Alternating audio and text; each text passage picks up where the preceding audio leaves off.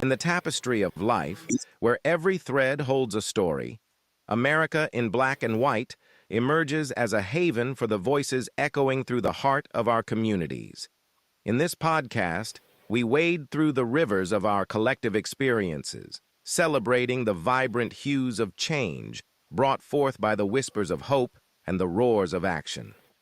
It's more than just a conversation. It's a journey into the heart of our society, illuminated by the light of those daring to dream and do.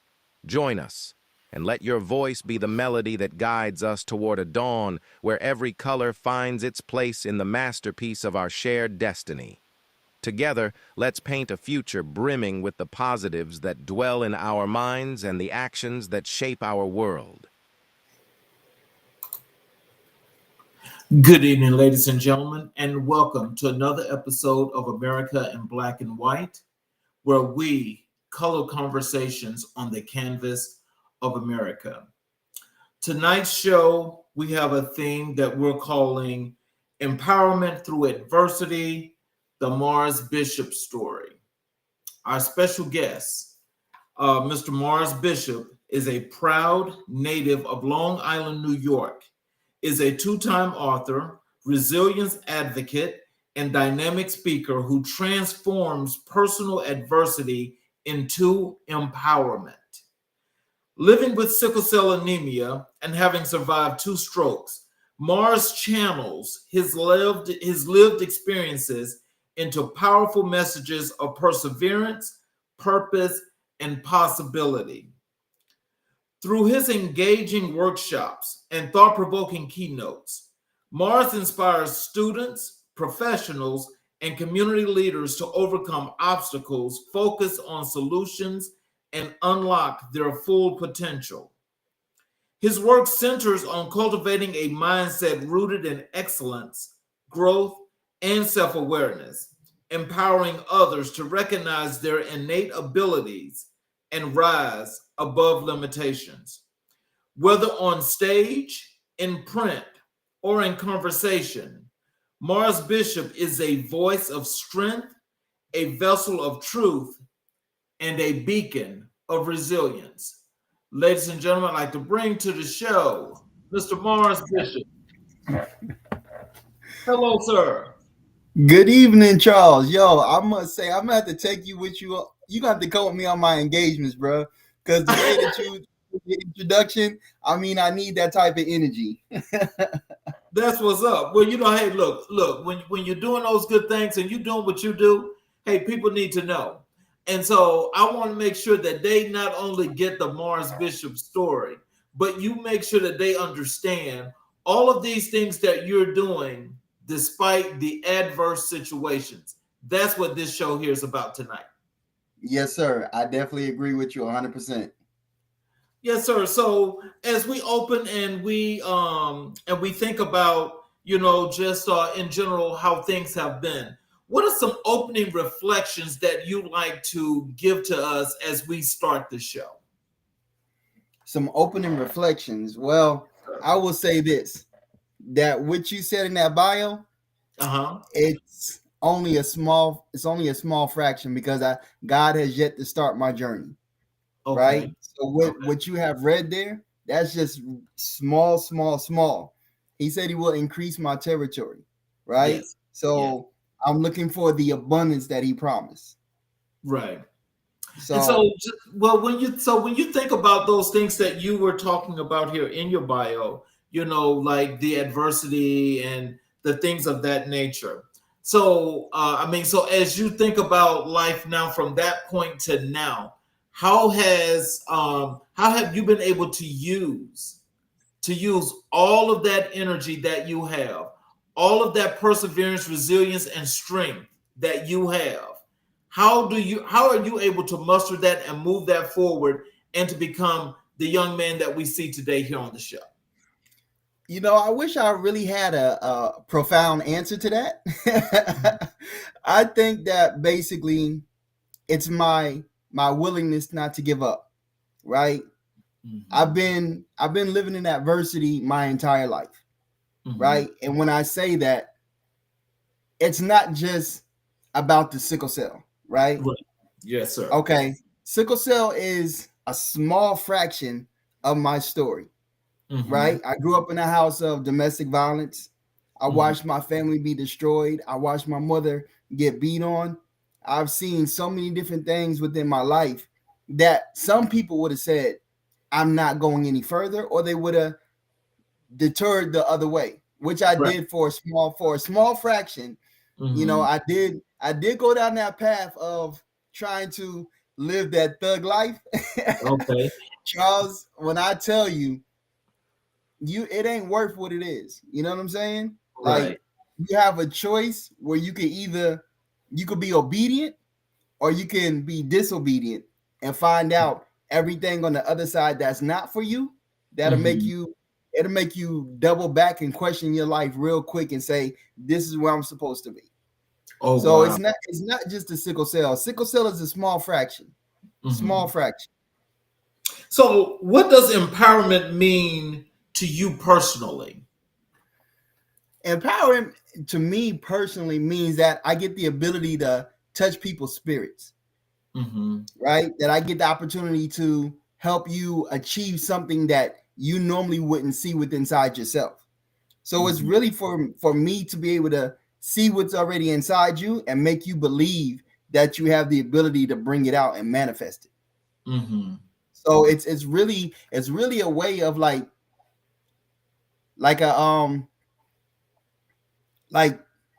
putting jumper cables on a battery and jump starting that car.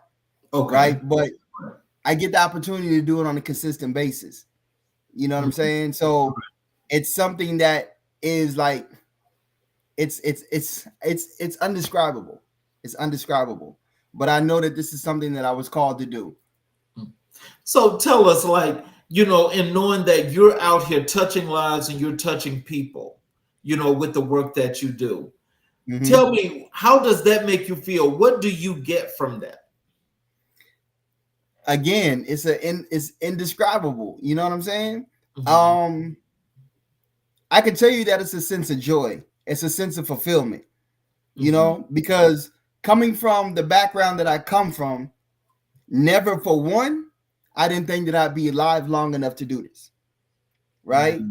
Wow. So that in itself is an accomplishment. For two, I found myself looking at 5 to 20. So being able to divert from that and tell God that if he got me out that situation, I never go back to living the way that I was living before. It lets me know even more so that it's confirmation that he heard my prayer, that he heard my cry. And he gave me the opportunity at a second, not even just a second, third, fourth chance. He continuously keeps blessing me. So therefore, it's indescribable because every time I get an opportunity to speak life into somebody, it comes from a different place. And you question yourself sometimes and you be like, did I really have all that inside of me? You know what I'm saying? Because the way that I was moving before, you would not see me doing this. You would not. My empowerment was disempowerment. Okay. Yeah. And you know though that is so inspirational though. You know, I mean, I gotta say, you know, whatever it was that that actually turned on that switch, I gotta tell you that apparently it was definitely a calling, and it definitely was something that was worth doing because, as you mentioned, we have I mean, just in listening to where you say you was going to where you decided to go. I mean, that speaks volumes. That speaks volumes. Yes. And I'll say this. It's not many people that survive 2 strokes, right? Let's just start there. There's not many people that survive 2 strokes. And not only just surviving 2 strokes, but being able to transition your mind frame from a victim back to a victor. You know what I'm saying? And making sure that you definitely keep developing and cultivating yourself, because many people don't speak the way that I speak. Many people don't focus on what I focus on. You know what I'm saying? Because what people don't understand is the effect that a stroke has. It's neurological. You know what I'm saying? So it affects your brain in a way that you don't even understand, because you have mood swings. You have what's called post-stroke depression. You have times where you find yourself in a state of apathy. You find yourself in a state of wanting to give up, right? So you're always questioning yourself, like, why me? Why did this happen? But you know, when you can focus on the solution and not the problem, then you take control of the situation. Oh wow. You know, Marz, I tell you that right there. You know, I wish.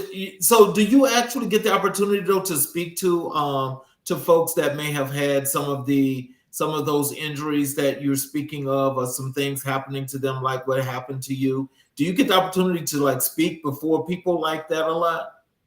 I have not yet had that opportunity, but the opportunities that I do get, it gets the opportunity to prevent them from going down that road. So I speak in a lot of colleges, right? Okay. I speak in a lot of colleges. I speak in a lot of conferences. I facilitate workshops. So I kind of work with the younger generation, trying to keep them on the straight and narrow. But right now, in this season of life, God has opened up different opportunities. So I don't want to speak prematurely, right, but I'm learning to transition or open up another lane, should I say, into corporate America, right? And then being able to open up another lane into disability, because I do want to speak to, you know, disabled individuals. I want to speak to people who had strokes. I don't like the word suffer, but those who encountered a stroke, you know, I want to be able to empower them, because sometimes they don't see past the stroke itself. Right. So, how did your early life experiences shape your mission? In one word, if I can, strength. Wow.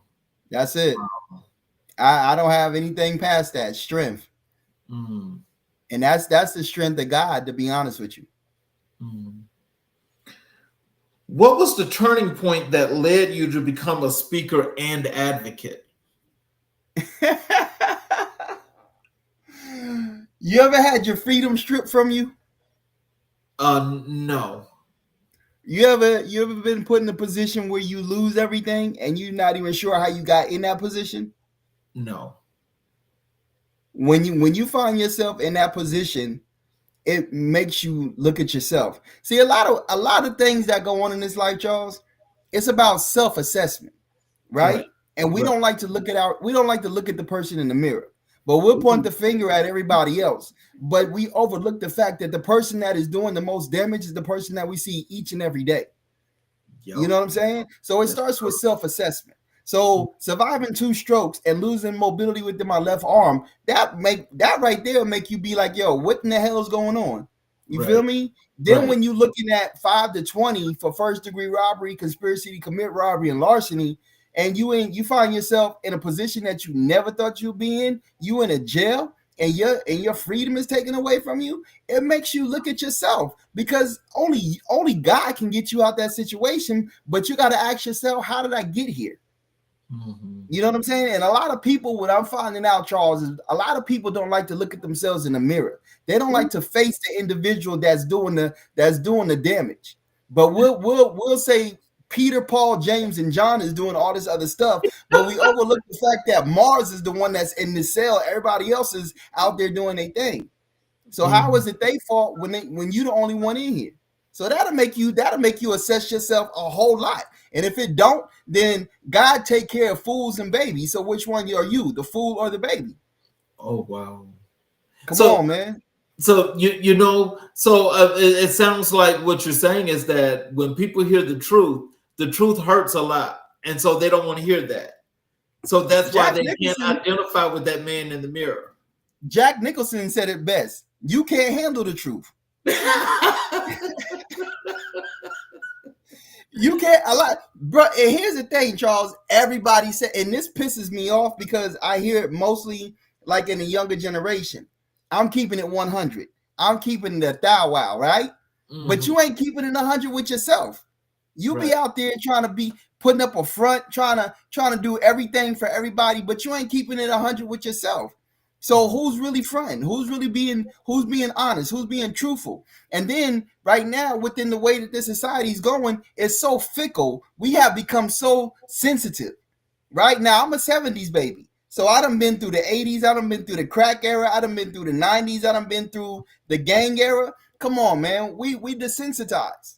Right. You know what I'm saying? So anything that you say that is gonna bring truth, anything that you say that's gonna bring power, people don't want to hear it.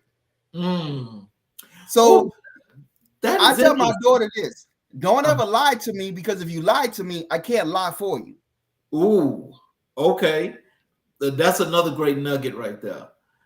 So like in let's say in said situation, like especially with the younger folk that you're dealing with, what are some of those situations or conditions that you found yourself in to where either they're not being totally truthful about some things and you have to take some extra steps that you feel are unnecessary? How are those things? How do you handle those situations with the younger generation? Really, I just try to be as transparent as I can, because I see a lot of the younger generation has gone through what I've gone through, and that's coming from a single parent home, right? But they're being coddled, right? So when you're being coddled and you have somebody that's trying to protect you, you know what I'm saying? That makes you right there kind of sensitive in a way anyway, right? Even when I was growing up with an affliction, my mother never once tried to keep me from doing anything. And that's after the doctor told her that I wouldn't be here at the age of 18, right? So she said, this is my mother saying, if he's going to die, he's going to die doing what he want to do. Right. So a lot of people right now is just this era that we in. It's sensitive, it's desensitized, and can't nobody say nothing. Now, when I was growing up, you say something to an older person, boy, you bound to lose your teeth. Come on. You got that right. Stop playing with me. Yes, exactly. So in a sense, we became the punks. Yes. Right? So we're afraid to tell the younger generation the truth, because we're the punks. We bow down to the younger generation. Ooh, well, I think you have some people that do that, but I think where we are at this point, especially with these younger folk, is that there's two things. They don't know how to critically think. Right. So putting them in a tough situation, excuse my French, but I mean, you've got some shit that's gonna burn down. Okay. Come on. They talk about they need instant gratification. They don't have the patience to do the long term. Yes. And so in just speaking to that, I mean, there's a lot of bright young kids that are out here today. There's an enormous amount of them. Of course. Now, my thing is, like, when it comes to dealing with, a group, like how you deal with them on a constant basis, I'm sure you see that. Do you always point that out, or do you kind of like catch that before it goes any further? Because I think with a lot of these younger kids now, as you said about them being coddled, they've gotten this far with that coddling, which gives them that sense of entitlement. And so when it comes to reality in general, they're not dealing with reality. You can't tell them that, and they're not going to believe that. So how do you push the real thing to them? I'll tell you like this, and I tell them in an engagement, I'm like a Hennessy with no chaser. I'm going to burn your chest. Right? I mean, because the thing is, they've already been coddled, so they've been protected, right? So we're making it so that the truth is dumbed down. Now, if I dumb myself down, then that means that I'm on your level. Yes, exactly. Right? But if I bring truth to you, I'm making you come up to my level, because now I'm showing you something that you've never even seen before. And then when I step in the room and you see the illest two-step and you see me with an immobilized left arm, and I tell you the struggles that I've been through, come on, there's no denying the truth. The truth shall set you free. Exactly. There's no denying the truth. So I've gotten in trouble in so many engagements because of my rawness, because of my realness. Mm-hmm. You know what I'm saying? But it is what it is, man. Like, do you want to continuously keep sheltering these kids so that they continue to go down the avenue that they on? So when they hit a point, then you can say, oh, look at what happened. Or do you want to bring me in so I can stop it and try to pivot them to go another route? No, because you know that this is why a lot of folk that's at my generational time right now are really afraid of getting old, because it's like, who's going to take care of me? You're not going to, you can't expect. Lord, I don't mean this to even be rude, but it's just true. You can't expect some of these younger folk to actually take care of parents or grandparents or aunts and so forth, because that's not where their mind is. Right. Their mind is on AI and technology. If they don't have a phone right here, or the tablet right here, or the computer right here, that's their form of socializing. Going out, like when I was a kid, get out the house. Don't be sitting up in here. You know, go play. Okay, they made us go play. So we were out there playing. So we out there playing. We just know that one law. When the street lights getting ready to go out, you know you need to be in the house. Be in front of the house. So now they are so impersonal, where now everything is, they have to talk to you via an app, a mobile app that is, or a text message. They don't even want to talk on the phone, a text message. And so what I'm trying to understand is what is going on with the interpersonal skills, because they're lacking. That's a good question, and I see that all the time. I see it all the time, you know, and I'm not going to take it to the engagement side, because I see it with my daughter, and my daughter is 24 years old, right? And one of the things that I try to instill in her is to come out of the phone. Now she's not a big social media person. Matter of fact, she's not on Instagram. She's not on any of the social media platforms. One of the things with her is that she is an introvert and she doesn't like people. But I try to teach. No, seriously, I try to teach her that in order for her to really like maximize the opportunities that she get, she's gonna have to learn how to engage with people and speak for herself. You know what I'm saying? And it has been working. And she is getting ready to start her first year in LIU, going for veterinarian tech. She wants to be a veterinarian. So that's going to be something where you have to open your mouth. You have to engage with people. You're going to have to step out of your comfort zone. And that's one thing that I challenge her on a daily basis, is to step out of her comfort zone. Right. And as far as like communication, we have it to where every Wednesday we set a midweek call, and we'll talk, and you get your frustrations out, whatever. And one thing with my daughter is that I don't try to parent her. I coach her. Okay. You know what I'm saying? And that it could be twofold, but I'm not trying to be her friend. You know what I'm saying? I'm still a parent. I'm still dad, but I'm teaching you from a coach's perspective. You know what I'm saying? Because I made a lot of mistakes in my life, and I don't want you to make those mistakes. Wow. So I think that's one way, is like really engaging with them. So you've overcome serious health challenges. How did those moments fuel your purpose? They lit the fire into my ass.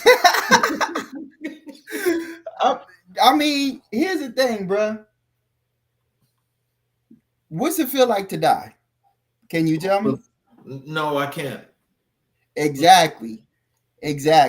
So the thing about it is that we always say that we want to die, but you really don't know how much you don't want to die till you almost die. right? Right. So I found that out several times. My first encounter, and I'm just gonna go real quick. My first encounter with death was 5. My red blood cells dropped so low that I had to have an emergency blood transfusion. Right? That's dealing with sickle cell. My second encounter with death was 12 years old. My first kiss was a kiss of death. I contracted mononucleosis, shut down my whole body. I was in the hospital for a week and a half, almost died. After that, 14 years old, I had gallstones in my gallbladder, so they had to remove my gallbladder while I was on the operating table. The gallstones burst. That's number 3, right? 22 years old, my first stroke.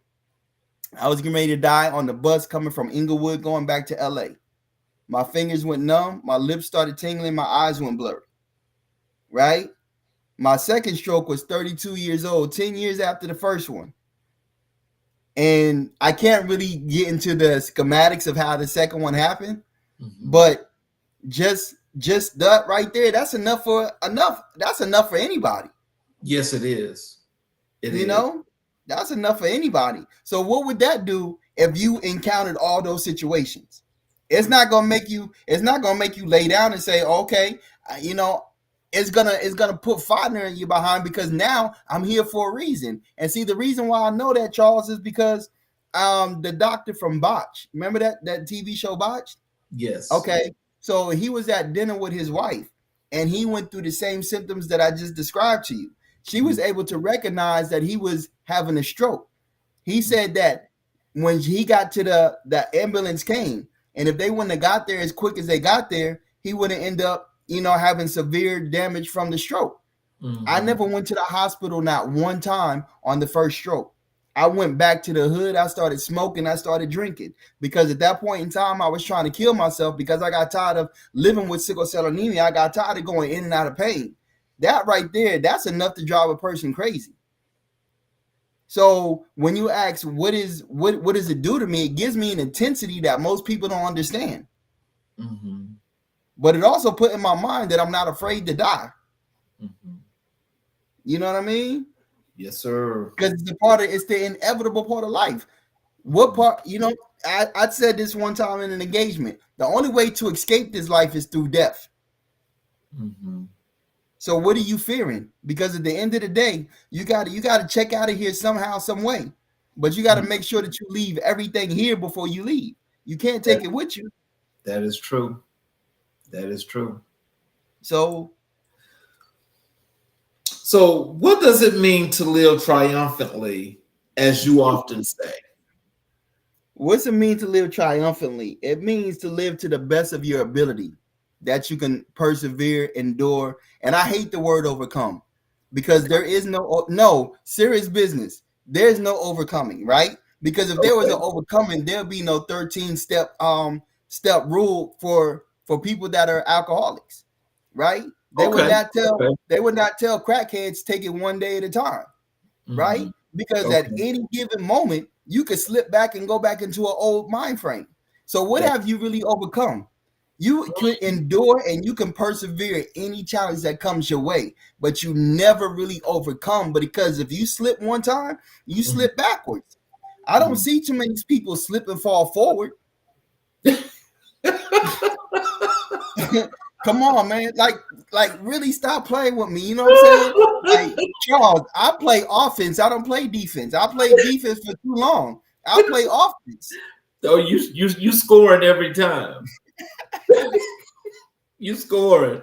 I really like that. That's a wonderful philosophy. But I think that's more than just a twist on positivity, because what you're actually doing is, it's like, it's the everyday life. It's the everyday real thing. This is what it is. This is where I've been. This is where I'm going. But I'm going to get there by doing this, and this. Because life is the learning institute for experience. You are the institute that learns every day for the experiences that you go through. And that's why the name of my company is called Life Inc., the Learning Institute for Experience. Yes, sir. Oh, wow. That's all life is. That's it. Oh, wow. So let's transition over to the author's voice, and let's talk about these books that you've written. What inspired you to begin writing? I've always had a knack for words, right? My mother always said that when I was little, I used to write her like little love notes. You know what I mean? Like I was starting at an early age learning how to get that pen right. But it's always been there, you know. And here's one thing that people don't really understand. As a person, if you look up, well, I don't want to say if you look up, but every individual that I've encountered that has the same affliction as I do, we're very creative. We're very creative. You know what I'm saying? Because we may not be able to do a lot physically, but there's unsurmountable things that we could do mentally. Right? And God said, the first thing that God did was he created. So that means that we're supposed to be creators. Right. So I just have a knack for words. I have a knack for words, and I that is the way that we speak, right? First was the word, right? Yes. Ain't that what he say? First was the word. Yes. And it goes back to what you said earlier, is that there's no interaction, right? Nobody's speaking. Nobody is using the power of the word. No. Right? So come on. No. So how do you use storytelling to challenge bias and uplift others? I don't know if I understand that question correctly. Say it one more time. How do you use storytelling to challenge bias and uplift others? How do I use storytelling? I would say the only way that I can say is that I try to use my story to make sure that it's for one, that it is I'm drawing a blank. So when I say the challenge of bias, you know, it's just like saying, okay, like you're not writing like all black people are good. No, and okay. So but you're uplifting others though. What I'm trying to say is that I want to make it relatable to other individuals, right? And I think what gives me that understanding is that I come from a biracial background. Okay. Right? So and this is what sometimes people may not understand about me. I don't see everything from a black perspective.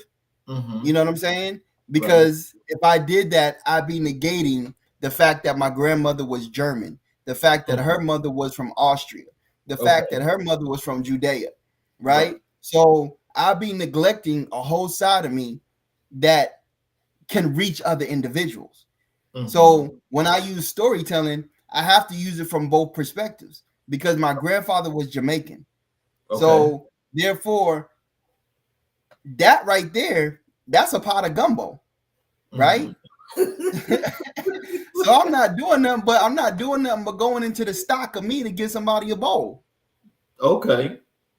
That makes sense? Yes, sir, it does. You know, so that's going to be a great bowl of gumbo. That's going to be a great bowl. Oh, yes, that's good. The seasoning. Yes, sir. What themes do you explore most in your books?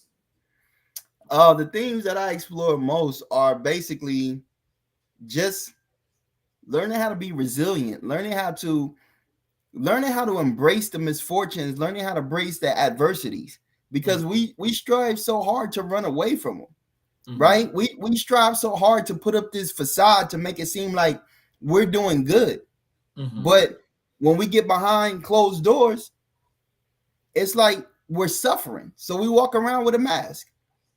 You know what I'm saying? So I have to be able to address that, and I'm able to address that from every facet of life that I've been in. You know, and it's just more so I want people to be authentic. I want you to be genuine, and I want you to tap into that intrinsic ability that you were born with. You know what I mean? So I think that right there is the best way for me to get that across. Right. is authenticity. Mm-hmm. You know, because I don't think there's no other way of writing but to be authentic. But so let me just ask you this. So have you done an autobiography yet, or are you going to do one? I don't want to write it myself. I don't want to write it myself. Really? I want it to be written about me. Yeah. Wow. Yeah. That's interesting. Tell me why. Why is that? Because I don't want to write my own story. I live it. I want somebody to write it for me. Right? Okay. I mean, I'll sit down with you. We can have a conversation just like this. And I want it to be written about me. Malcolm didn't write his own autobiography. That's true. That's true. He sat down with Alex Haley. Yes, he did. And he told his story. Right? What makes me greater than Malcolm? Well, I mean, we're you know, not being on the comparative side, but I can say that you and Malcolm Little have a lot in common. we did. I want to be El Mahad. I want to be El. That's the one that I'm going for. That's the piece that I'm going for, because as he transcended, as he became El Malik, I can't even say his name, and I don't want to disrespect it. But as he grew and ascended within his faith and his spirituality, there was something that I seen recently that said Malcolm, when they did the autopsy, he had the purest body. Malcolm ate 1 time a day. Malcolm was so disciplined within his faith, within his belief. Malcolm never stepped out on his wife. He never drank. He never smoked. Once he became Malcolm X, right? Malcolm Little and Malcolm X are 2 different people. Yes, I want to be able to ascend to the higher person that I am. Okay. You know what I mean? Right. So that's why I don't want to write my own autobiography. I want somebody to write it for me. Okay. How do you balance vulnerability and strength in your writing? Vulnerability is strength. Mm-hmm. Right? Because it takes for you to be strong, for you to be vulnerable, because people see vulnerability as being weak. Because I'm being transparent, right? Here's the thing that I tell people, and I say this in my engagements. Once I take control of sickle cell, once I take control of my stroke, once I take control of being a product of rape, who can use that against me? Nobody, because I own it. Once I own something, you can never take it away from me, but I can give it to you, and I can give it to you in so many different forms. I can give it to you in vulnerability. I can give it to you in transparency. I can give it to you raw and upcut, where I can hit you like Hennessy, no chaser, right? So my vulnerability is my strength, because I'm so vulnerable. I'm so real. I'm so authentically me, because I know who I am. Okay. And so what legacy do you hope your written work leaves behind? I want them to say that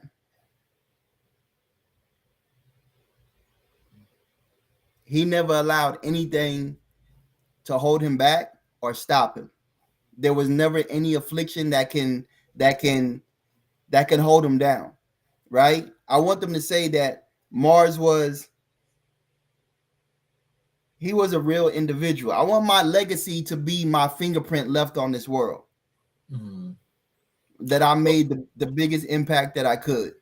Well, I'll tell you this, the way I see it now, I would say Marz Bishop is definitely a people's person. Yes. People's person. Yes. And see, some people use that and they use it for grandeur, you know, they want to put it up in lights and they use it so wrong. But you seem like you are truly a people's person. I love people, man. And it's like, that's what's difficult, you know, for us to find those values from the time when I was growing up, you know, because it was the community that raised you. Right. Okay? Right.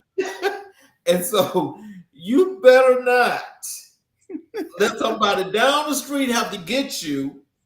Yeah. Then call your mom and dad and say, look, I had to get him because he did this, that, and the other. Yeah. You get home and you're going to get it again. Yeah. Yeah. You see, so when the community was raising kids then, you know, we didn't have a whole lot of those other things going on. But So times have changed now, and I think as you mentioned earlier, there are a lot of people that are actually adapting and coming down to these younger folks. Instead of actually staying up here, because if you're trying to be friends with them, you've got a problem. And that's the part right there.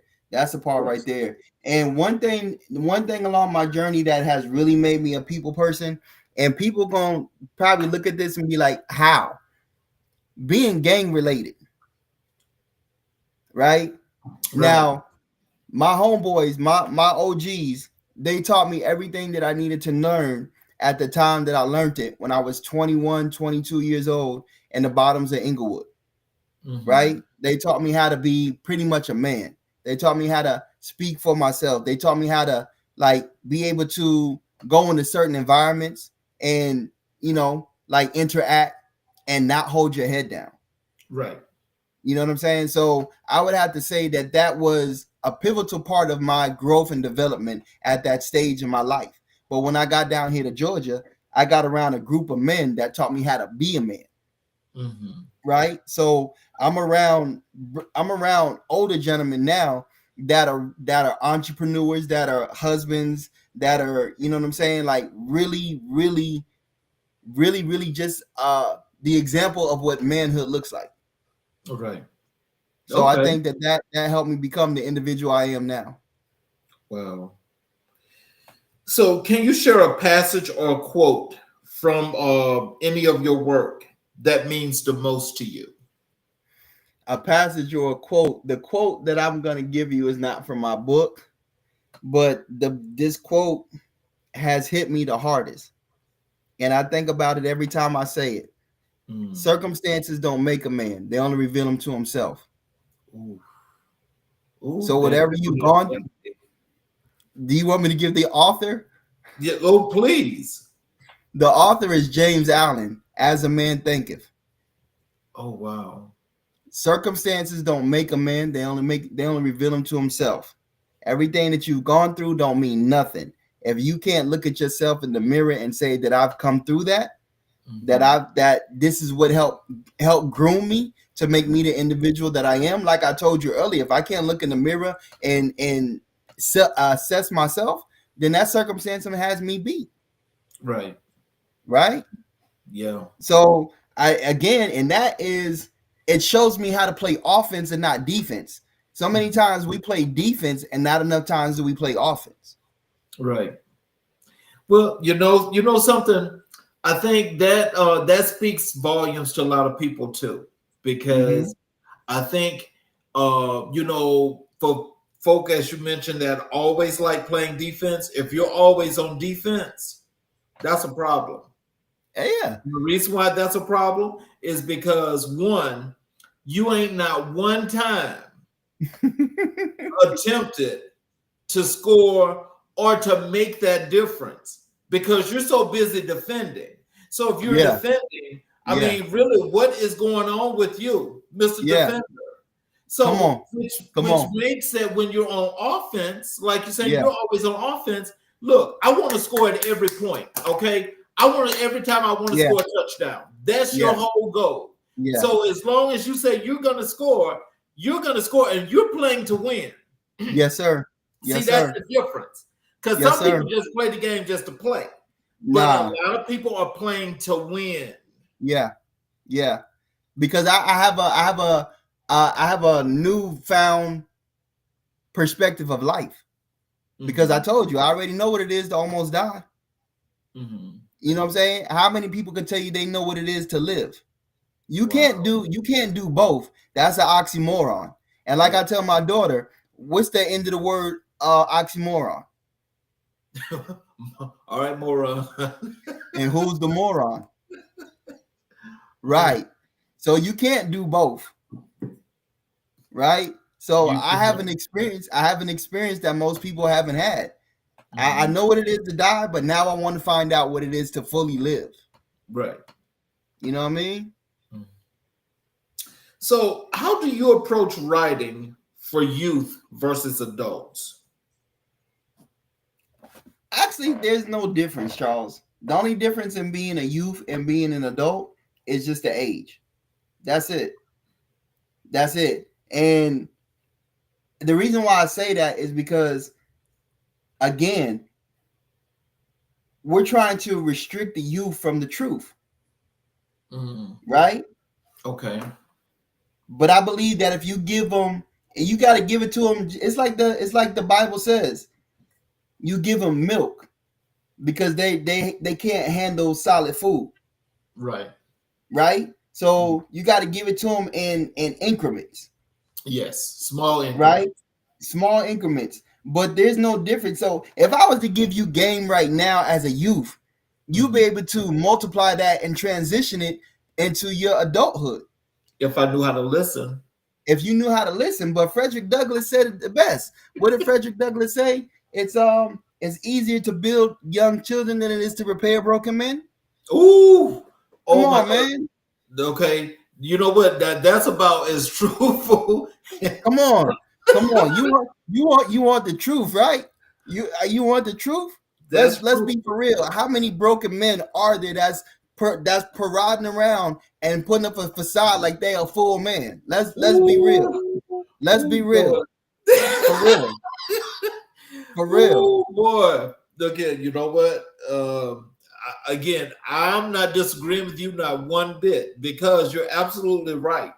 And there are an enormous amount of them that are running around here with that facade going on, and knowing that it ain't true.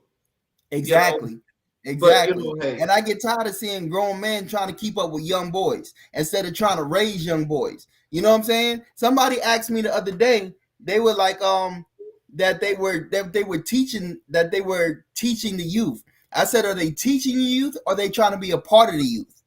And this is in higher education. So are you trying to teach them or are you trying to be a part of them and you trying to live a second childhood because your childhood is gone? You feel me? So once you get to a certain point, he said, when I became a child, he said, when I was a child, I thought as a child. But when I became a man, I put my childish thoughts and ways, right? Away. Mm-hmm. So are we teaching the youth or are we trying to be with the youth? I get so tired of seeing older men be part of the younger generation. That's one reason why they're not respecting us. Because we're trying to dumb ourselves down and be them. I'm not you, partner. I've been that age. You feel me? And when I was that age, trust me, you wasn't doing the things that I was doing. Exactly. So I'm not going to go back to reliving that. Exactly. You feel me? So we talk about community. Where's the community of men? Because when I go in these colleges, I see women.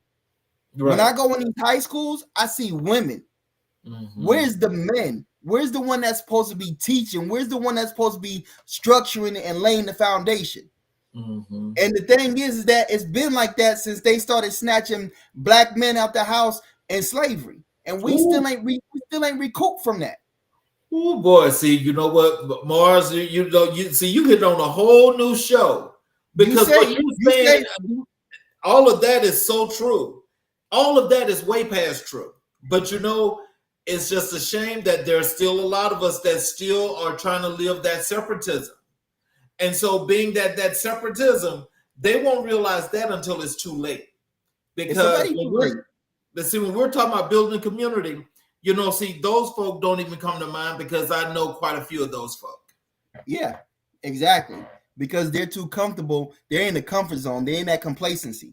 Yes. But like I asked so many people this question. If I told you I was going to come rob you and you knew I was going to rob your house, how comfortable does that make you feel?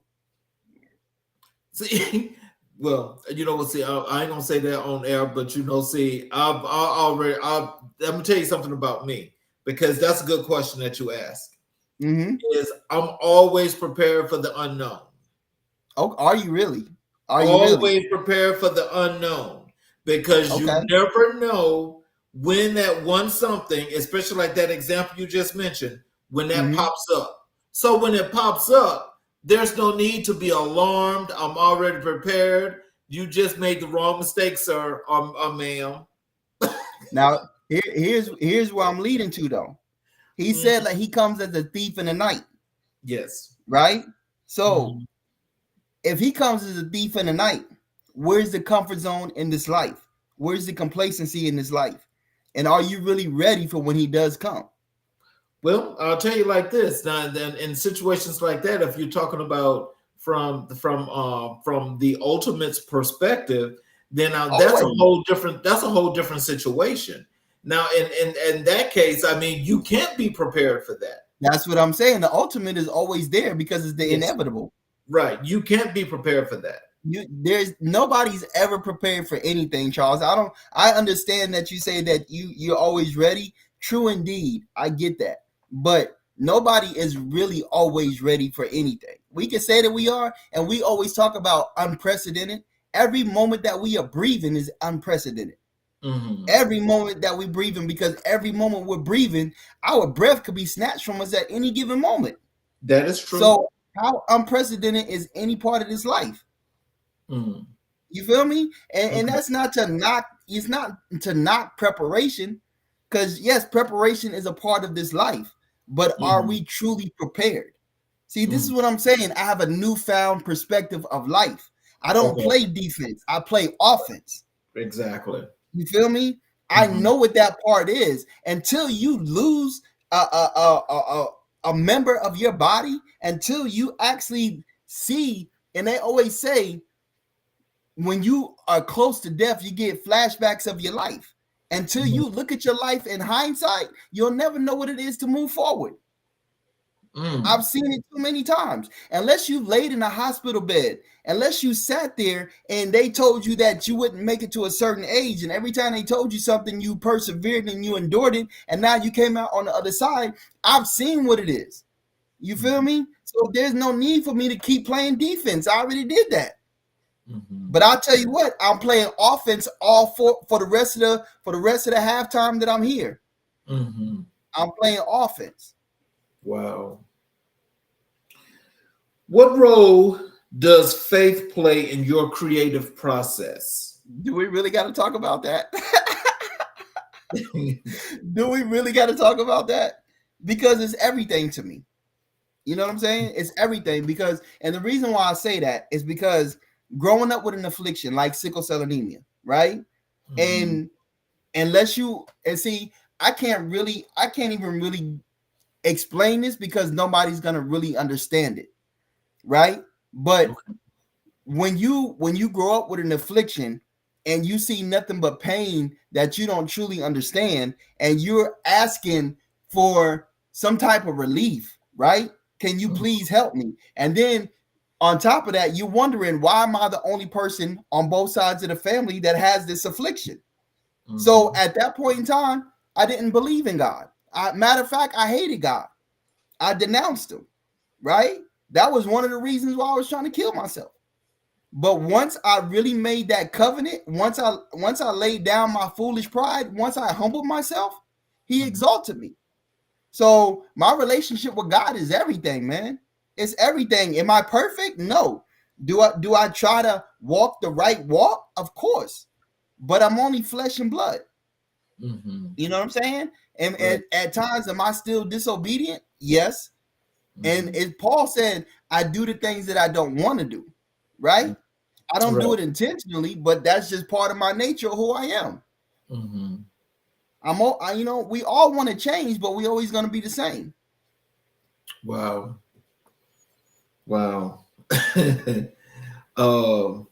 That too is very, very sensible. But let me ask you this, because I mean, what's interesting about that is like, so I mean, like, what about the little minor slip ups, hiccups, or whatever have you? When those pop up, I mean, like, are they like just an everyday thing, or something you just say, okay, you see it and then you keep moving, or do you actually act on it to maybe try to fix it? No, that's part of self-assessment. You know what I'm saying? And that's understanding the grace that God has given you. And God gave you grace through Jesus giving his life. So when he gave his life, that allows you to have repentance. Because now I don't want to keep doing the same sin over and over, because that's sin of commission. That means that I know what I'm doing. Right. But if I self-assess and I I ask for repentance, that means that I'm asking to help me in my moment of weakness. I'm asking you to help me in my moment where I know that I shouldn't be doing this. Please redirect my steps so I can get back on the right path. And that's what he's done. When I did everything wrong in the first half, now I'm being redirected and I'm put back on the right path. Okay. And that's only happened by my faith. So how do you see your books being used in schools or community programs? I see them being used as blueprints. They're used as a guide. Mm-hmm. You know what I mean? And that's actually for those who sit down and read it. Mm-hmm. You know, because just because you have a book in your hand don't mean that you're gonna read it. It's like saying that just because you have a condom in your hand mean that you're gonna use it.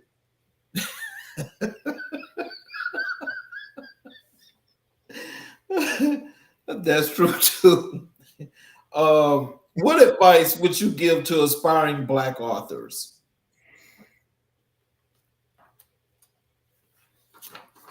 Don't be afraid of your truth.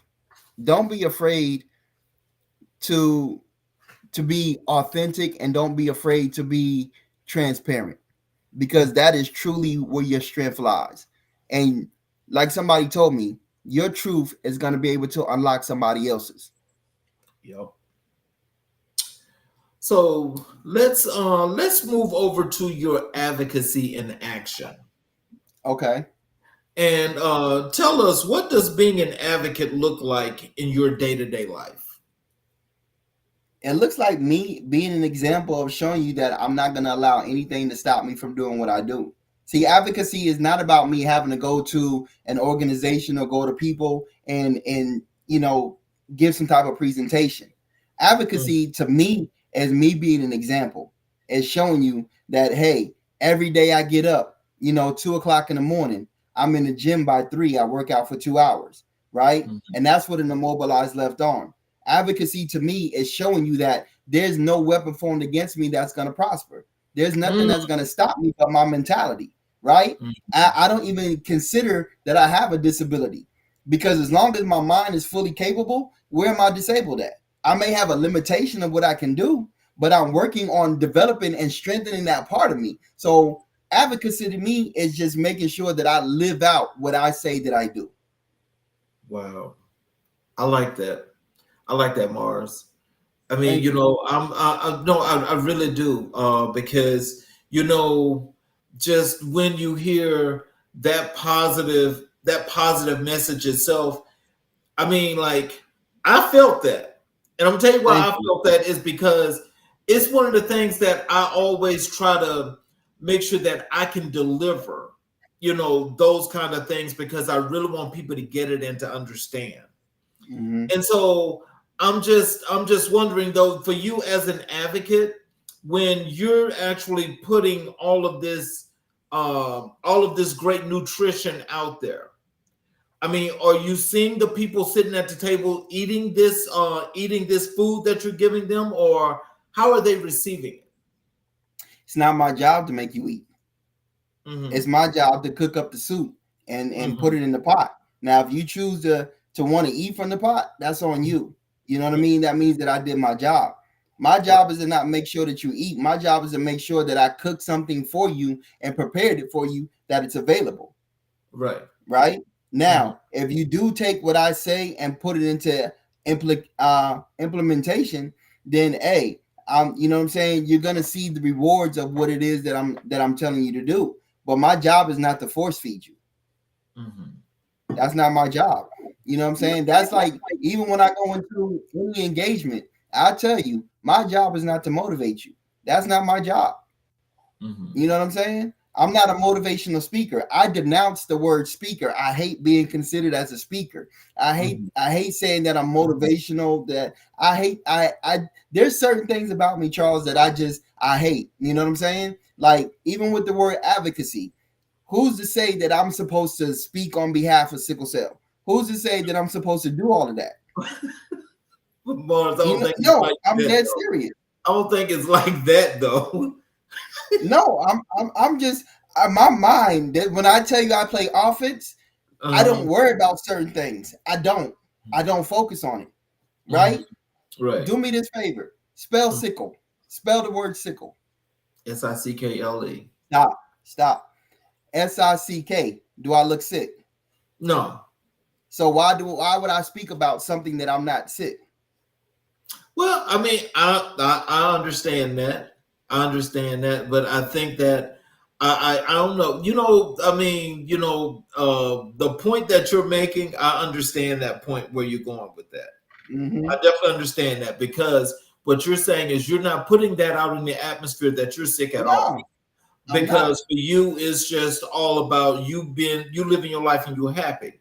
But I think just giving the speeches and just talking to folks about those from an advocate perspective, I think it's more like the learned experience that you're giving anyway. Is that learned experience to know that this is what this disease is and this is what it does and what it can do. Because I'll tell you this, just so you know, in my family, there was a total of maybe 4, 5 cousins, with that. And what was it? I think 2 or 3 of them, they're gone. They transition. Yeah. And so and I know there's one right now that actually that she's doing really well and so forth, but she they've come up with this new thing now. I know you've heard about it, where they're doing something with stem cells. Man, they could miss me with that, bro. And I'm gonna tell you why.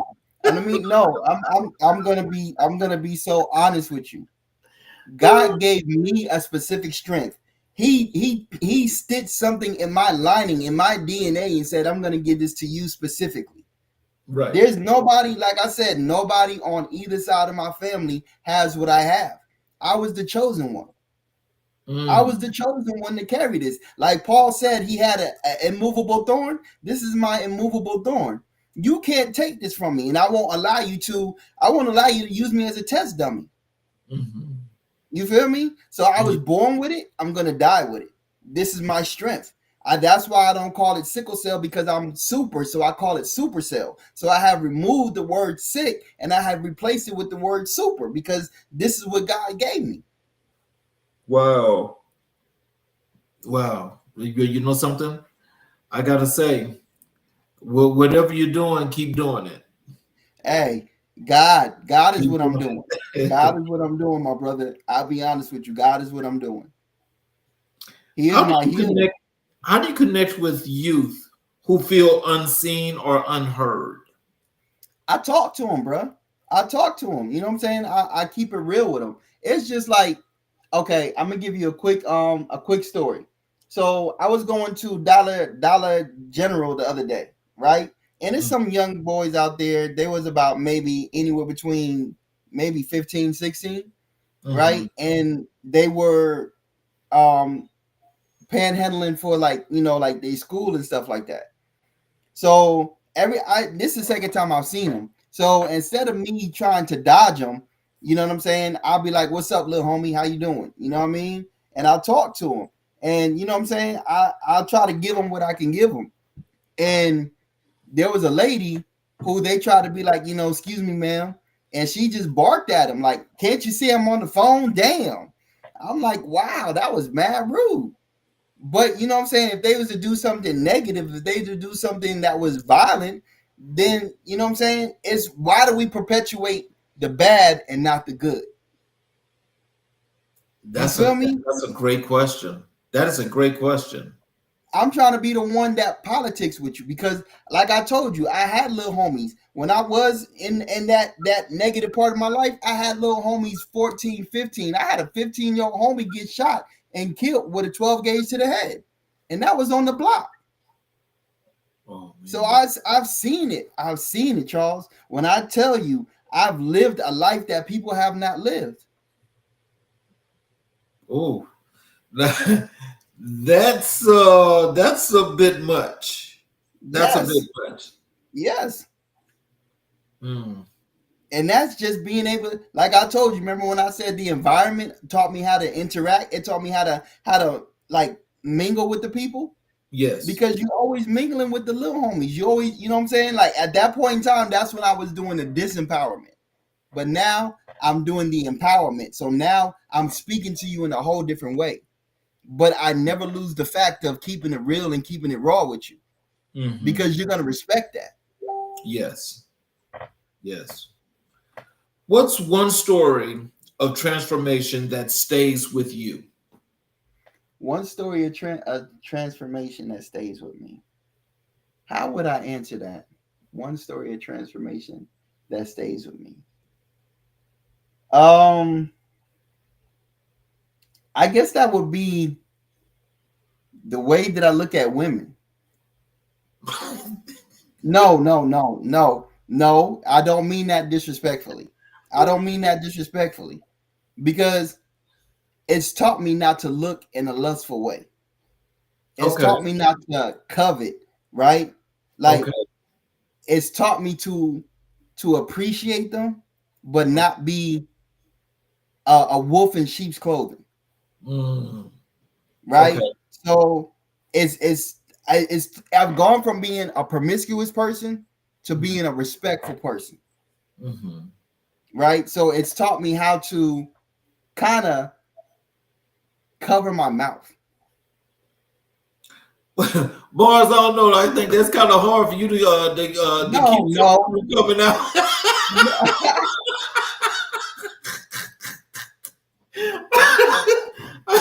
That's kind of hard for you. It's coming up, it's coming out. So I mean, so maybe maybe there's just other ways in which you've worked that discipline to bring that down. Very much so, and that's what I was trying to allude to, not to try to say it in a negative sense, right? Because there's other ways of transformation. Basically like humbling myself. You know what I'm saying? Not being arrogant, like you said. I'm one of those people that I'm not one who puts myself first, right? I try to, by the best of my ability, I try to put others before me. So I try to humble myself, right? So, and again, that goes to what I was saying as far as being a promiscuous person. You're putting yourself first because you're not thinking about another individual. You're thinking about what it is that you want and what you can get. So in that sense, you're trying to be deceiving. I remember in the movie Ray, remember when his mother said, "Scratch a lie, find a thief"? Yep. How many people out here trying to steal from another individual? Ooh, look at us. So many you can't count. Bruh. So when you say transformation, I've transformed my entire mind. You know what I'm saying? Be not conformed to the world, but be transformed by the renewing of your mind.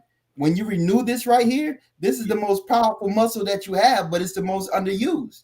Just think of how powerful this becomes when you use it in the most effective way. Exactly. Right? Yes, sir. Let's talk about the power of the mic in some of the speeches that you've done. The power of the mic. What you mean as far as the power of the mic? You speaking, to people, crowds, engagements in your workshops, things of that nature. What's your favorite topic to speak on? My favorite topic is resilience. It is a lot of people like to say the mindset, right? I don't talk about the mindset. I talk about the cognitive ability. Okay. Right? So I talk about the cognitive ability because the cognitive ability is how your mind functions. It's how you think. It's how you talk. It's how you reason. It's how you do everything. Right? So I love to read about the mind. I love to read about the development of the mind. I love to talk about mental health. I could really care less about talking about sickle cell, to be honest with you, because that is like the smallest portion of my life. You know what I mean? But I believe that resilience, critical thinking, cognitive ability, all all plays a part and is all intertwined in leadership. Mm-hmm. So how do you prepare for a keynote that you know will challenge the audience? The same way that Jesus said, don't worry about what you're going to say at the time when he's going to give you the right words to say. Right? Mm-hmm. So I was always told, write it on your heart and you'll always speak my words. So if I know my material and I know my content, of course I'm gonna work on it. I'm gonna develop it. You know what I'm saying? Like every Monday and Thursday, I do craft development, and that's just to make sure that I stay on top of, you know, my speaking, my stories, just the new information that I may have received. But like I told you, I've gotten in trouble.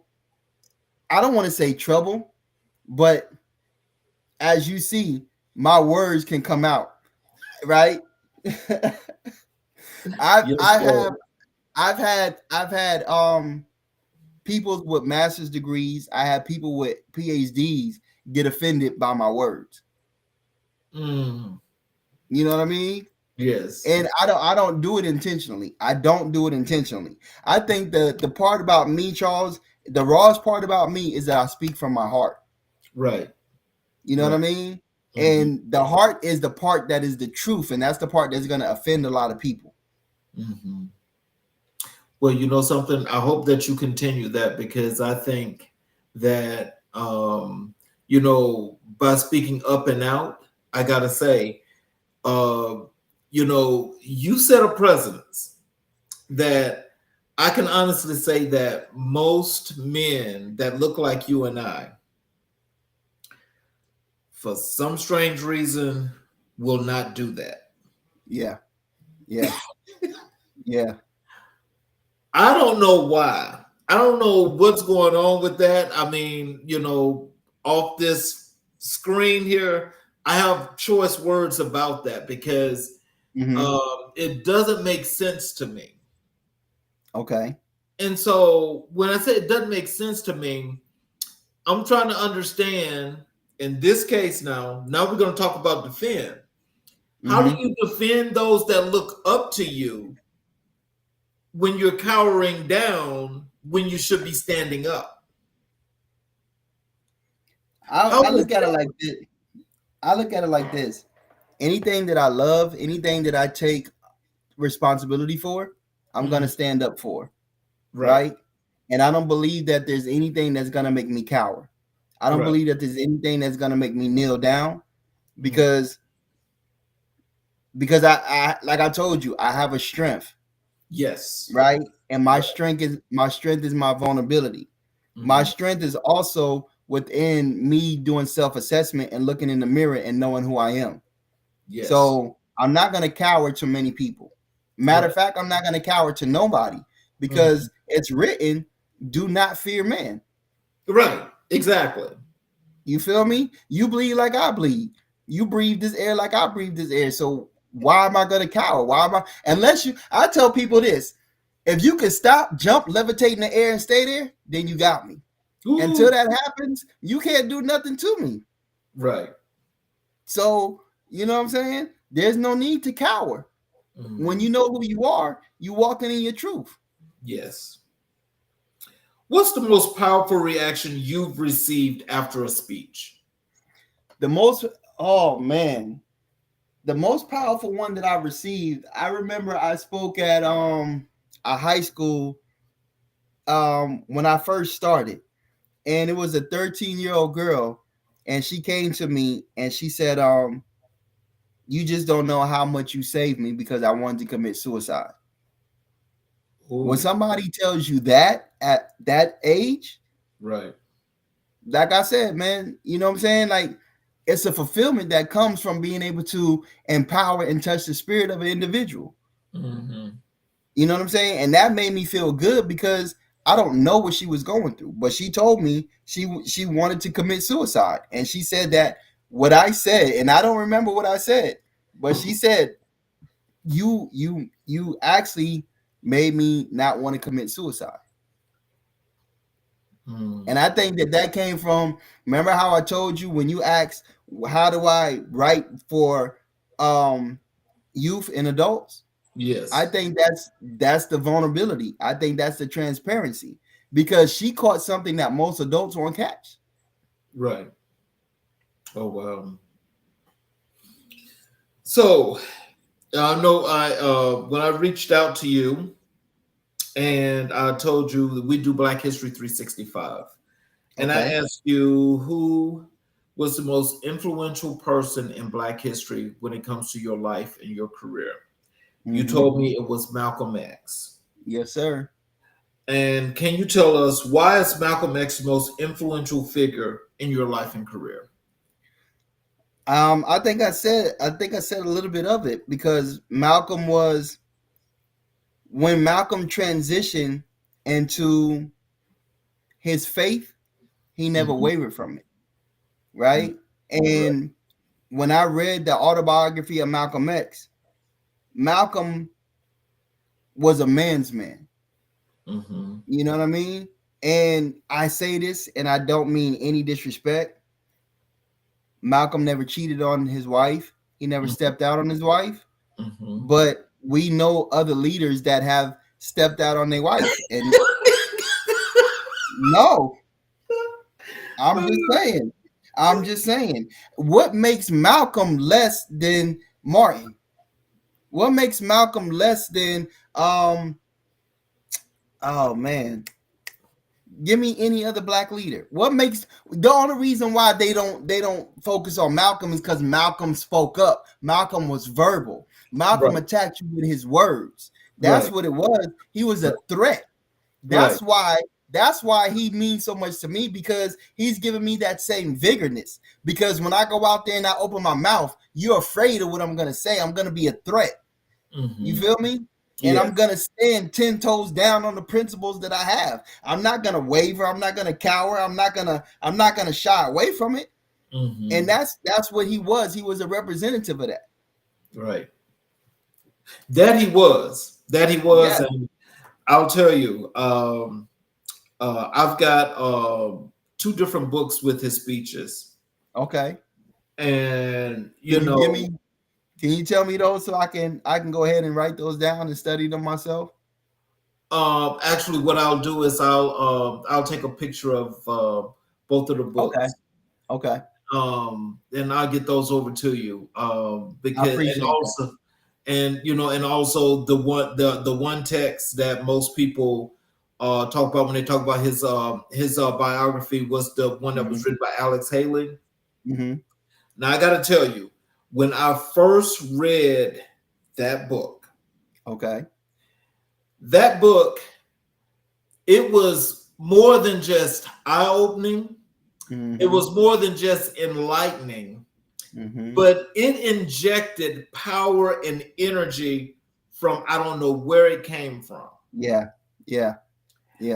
And when reading that book more than just qualified. Yes. The message that he was speaking all these times. Yes. I mean, basically, we should have a foghorn and we should be blowing those messages out there, because everything that he said back there in the early 60s is what's actually happening right now. Yes, sir. It's happening right now. Yes, it is. I'll give you another powerful figure too. As we're sitting here, it's coming to my head. Frederick Douglass, the great speeches by Frederick Douglass. Yes. Read that book too. That book. Well, I've got that one. You got that one? Yes, sir. As well as there was one that was reprinted. It was an old text of his. It was reprinted, and they now have it in this leather binder. It's a really, really nice book, and as you say, yes, his writings too. They're another one that that's also was like, it was like the past have come right here to the present. Yes. You know what really moved me out of that book is the speech he did about self-made. Did you read that book? I mean, did you read that speech? That one, I'm not sure if I read that one or not. I've probably got to go back and look, but go back and read that one. Self-made just tells you that you're not self-made because somebody has helped. This podcast has helped put me in a position that I couldn't get in myself. So there's nothing that's self-made. The only thing I did was self-develop. So therefore, when I got here, what's it say? Opportunity meets preparation. I get success, but I couldn't do this by myself. So then, therefore, self-made it doesn't exist, right? Self-develop exists, but self-made, nobody ever got anywhere by themselves. Nobody. That is true. You feel me? Now, one thing he said in there, and it became a song, and most people don't even know this. He said, in order to be self-made, you got to work. Who came up with a song that said work? Wait a minute, ain't that's that what's that girl? Rihanna. Yeah.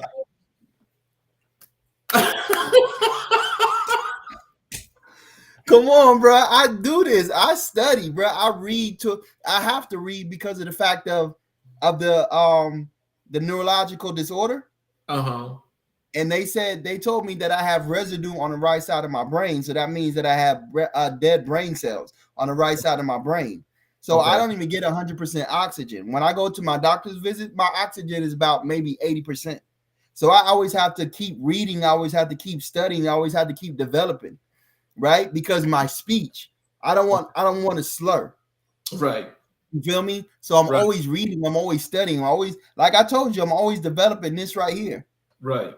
I'm always developing. You ain't overexerting though, are you? Never that.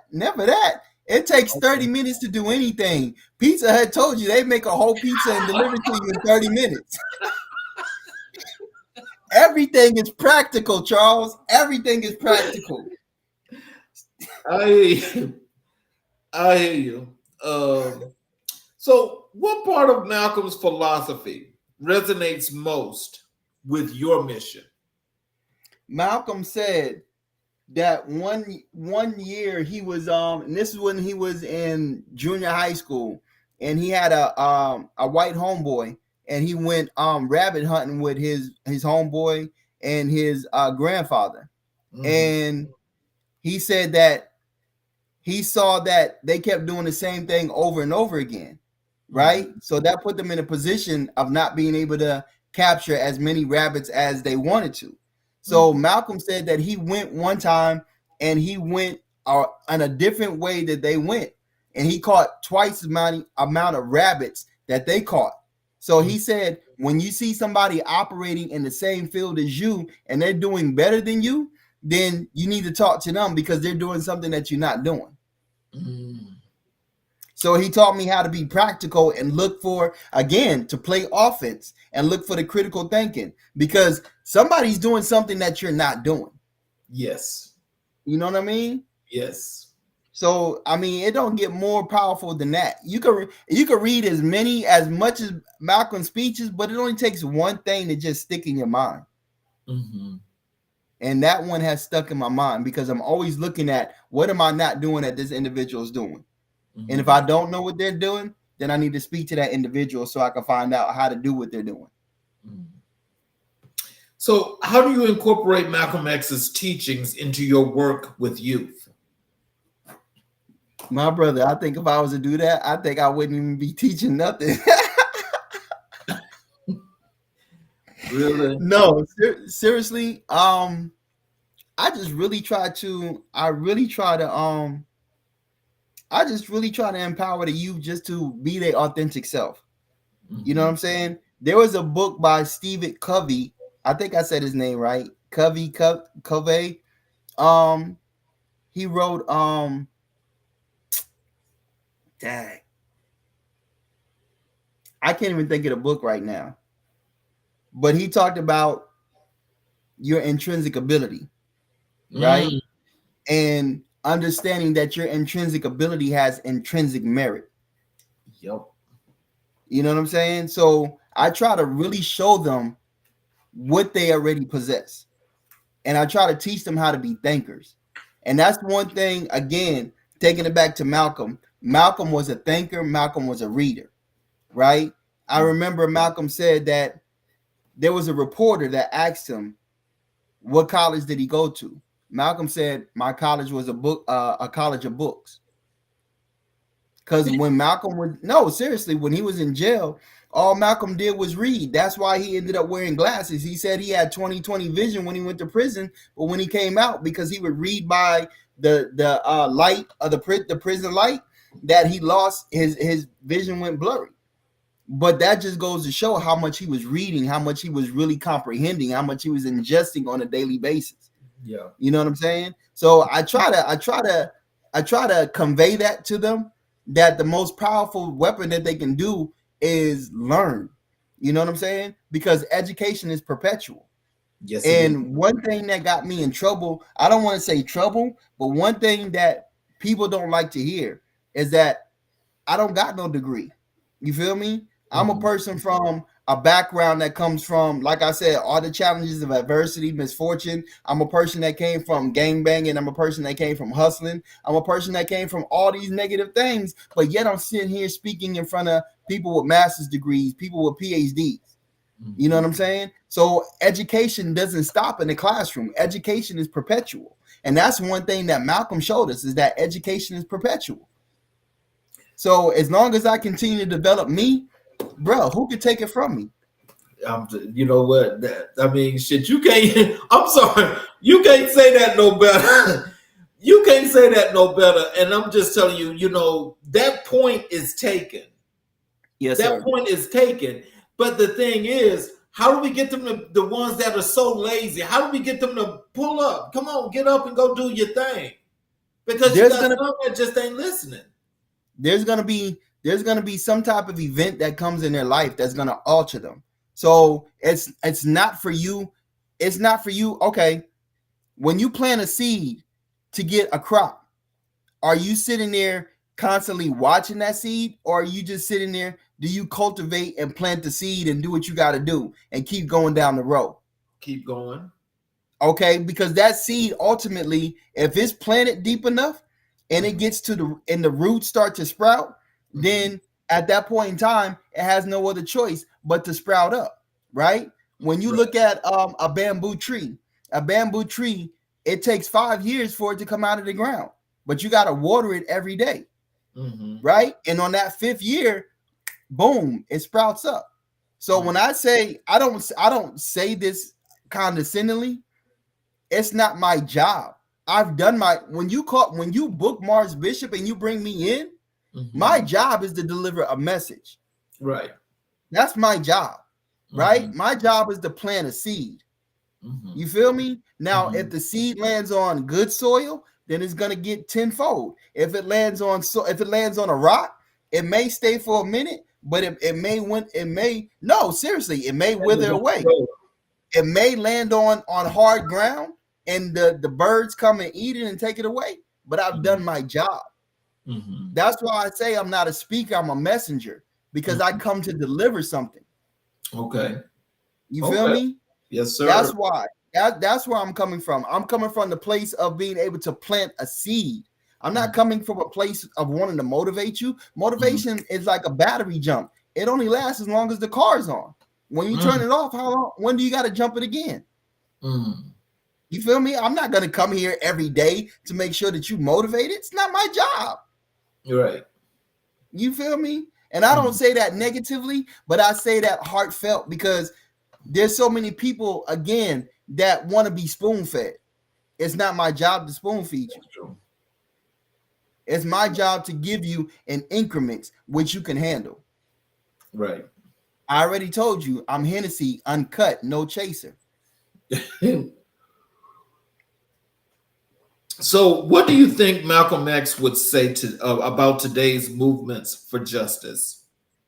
I think Malcolm would be like 100% disappointed, but at the same time, he would probably try to tell you, I told you so, and not so many words say, I told you so. I mean, remember that analogy he said about the roosters coming home to the chickens coming home to roost? Yes. This is what it is. This is exactly what this is what Malcolm was talking about right here. Yes. It's coming home to roost. Yes. You know, and even Dr. King, he tried to give us jewels, and he gave us things that are now coming into fruition now. But why does it have to be that somebody from the past said something that made it relevant in the present? Where are the leaders of this time right now to come and talk about these things that we need to use to make it to make an impact? I see Jasmine Crockett out there, a woman coming to talk. You feel me? Yes. I don't see many men. So it's like men, we becoming obsolete.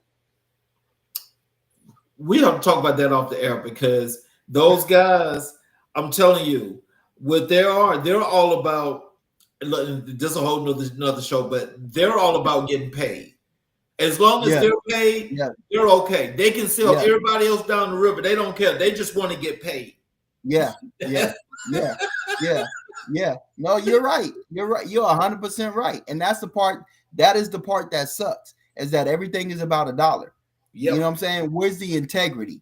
You know what I'm saying? Like, where is the part that this comes from the heart? This is what I love to do.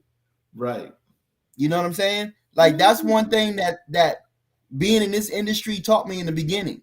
Somebody asked me one time, they said, what would you do if you never got paid to do it? And this is the one thing that I would do, that if I never got paid, I would do this. You know what I mean? Yes. Because of the self-fulfillment that I get from it. You know what I mean? And I ask people this: when Jesus did the Sermon on the Mount to the 5,000 to the 4,000, how much did he make? Ooh, not a dime. Not a dime, but he saved a whole hell of a lot of souls. Yes, he did. And he fed a whole hell of a lot of people. Yep. And he kept on going to the next region. See, when I talk, and I don't mean to get so biblical, so spiritual, Charles, but these are the things that I talk about. I don't even call it the Bible. It's the book of promise to me, because everything from Genesis to Revelation is a promise. Right? So basically, these are the things that were spoken about that are practical. It's just that we don't put them into implementation. We don't use them. You know what I'm saying? Because we see anybody say anything about the Bible or say anything about Jesus, you automatically go to religion. Automatically, right? Right. But you miss the fact of where it says, without the spirit, the body means nothing. Right. Right? So that let me know that this is all about a spiritual journey. It has nothing to do with religion. It only became, and this is, I could be wrong, and I don't mean to misquote the Bible. It only became religion when Paul said that we're supposed to be Christians, right? Christ never said that. Christ said that we're supposed to be disciples. Those were his words, that he called us to be disciples, and he's sending us out to make more disciples, right? He didn't say anything about becoming a Christian. That became implemented when Paul said we're supposed to be Christ-like. Now, you can look at it how you want to look at it, but I know for me, I'm only spiritual, because once the spirit leaves his body, this means nothing. Yep. Same here. Last question. Yes, sir. How do you honor his legacy in your writing, speaking, and advocacy? Malcolm X, that is. Unadulterated truth. Straight no chaser.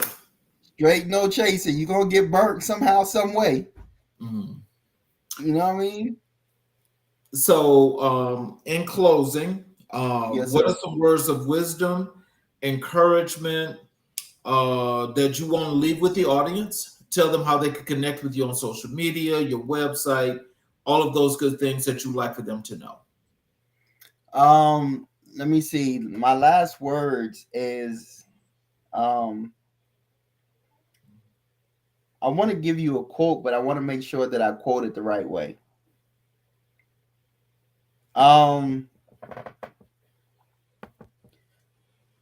It comes from the great philosopher Niccolò Machiavelli.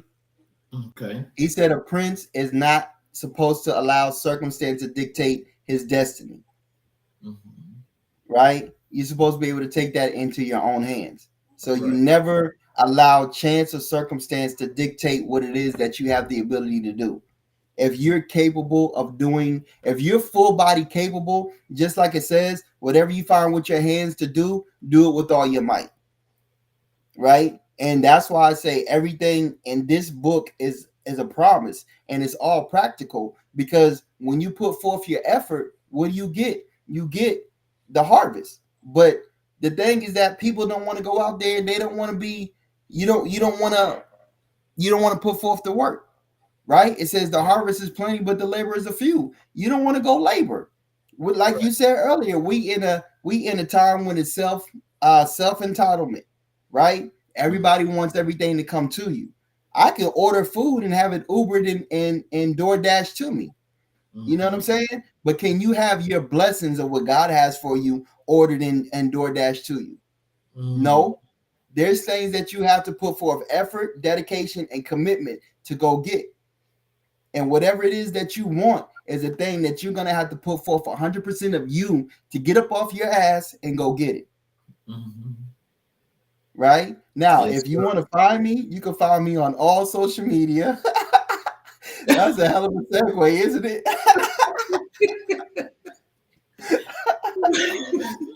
You can find me on all social media, LinkedIn, Facebook, Instagram, Marz Bishop. And that's MarzBishop. You can also go to my website, marzbishop.com. Or you can email me at lifeincmovement@gmail.com, and you can hit my assistant Tramika, and we love to connect with you. We love to see how we can add value and come and be an asset to what you got going on. Well, I wanna thank you for blessing us with your presence here on the show today. Thank you. This is really a great show. And I have to ask you, we would love to have you back. So I hope that you'll come back. I'm here for you, Charles. And so I just, for all of you that are watching on the YouTube channel, if you have not yet subscribed, please do us that honor and please subscribe, as well as get all the notifications to the channel, because you're able to watch all of the shows live when they start, as well as the previous recorded shows. You'll be able to go back and watch all of those, where you can get that wealth of knowledge that each guest has left as nuggets for everybody to get. What we learned from Marz today is that resilience is more than just a term. Resilience is, where are you when it comes to you doing the things that you want to do, when you want to do them, and how you want to do them. Marz has clearly just gave us the example that what's happened prior to him in his life has not only made him better, but stronger, and also to stay on offense, to continue to score in life as he moves forward. Meaning, nothing stops you, nothing impedes the progress. It's all about how you see it. If you're not seeing the progress, then we suggest that you go back, you think about it, give yourself a self-assessment. But when you come back, please be a little bit stronger, because when you're out here in this world, believe me, the sharks are out here. So, you've got to be prepared for that. I mean, hey, a shark can bite you at any moment. But at the same time, because it bit you, doesn't mean that you're going to die. No, it does not. No, it does not. So the suggestion is, when you're mentally tough, you can also be physically tough. But how are you putting yourself in positions on the chessboard How are you putting yourself in these positions? Because if you got yourself in a winning position, then you're scoring on offense and you're doing what you need to do, which means you need to make sure that that plan is concrete and you follow it. You know, we don't always get the opportunity to listen to some words of wisdom from an enormous amount of people. But I think the message that Marz has dropped today is a message that I think each and every last one of us can take, not only verses, paragraphs, or just phrases, but we can take this whole message. We can apply to what we're doing today, and we can have this to help us be much better people. As we say, we're building communities. We want to build communities with people with the strong minds, the like minds that are actually in that process that started through, and they're doing those things to act upon those things. I hope that each and every one of you have got that positive message, and that you're able to move forward in your day-to-day living. Thank you again, Marz. I appreciate you. I want to thank everyone that was out there watching the show. And for those of you that are watching, just know that we have another great show for you tomorrow. So please join us tomorrow evening on America in Black and White, where we will continue to color conversations on America's canvas. You all have a great evening.